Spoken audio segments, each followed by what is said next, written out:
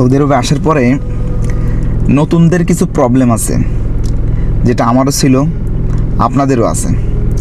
সেটা হচ্ছে যে আমরা মনে করি যে আমার কাজ অন্য লোকে খুঁজে দেবে। আমরা একটা কোম্পানিতে আছি অল্প টাকা বেতনে।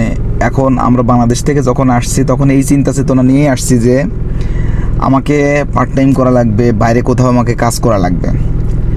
তো ঠিক আছে, তো কাজ করা লাগবে। তো আপনি যেদিন আসছেন ওই দিন থেকে আপনার কাজের ধান্দা মাথায় ঢুকাতে হবে।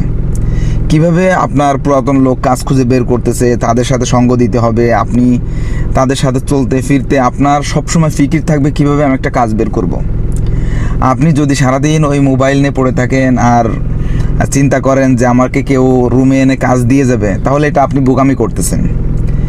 আপনি শহরের পরে আসেন, আপনি বিকালবেলায় ঘুরতে বের হন, দেখবেন যে আপনি ঘুরতে বের হচ্ছেন, আপনার কোনো কিচ্ছু আপনার আসেনি, 500 টাকা আসেনি, কিন্তু একজন সৌদির সাথে আপনি কথা বলছেন, কথা বলতে পারেনি, তারপরেও 2 মিনিট চেষ্টা করছেন, কিছু আরবি ভাষা কিন্তু আপনি শিখতে পারছেন।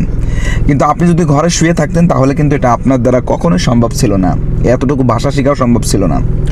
তো সেই জায়গা থেকে আমি বলবো যে আপনি প্রথম দিন যেদিন আসছেন ওই দিন থেকে আপনার নিজের কাজ আপনার নিজেকেই খুঁজতে হবে।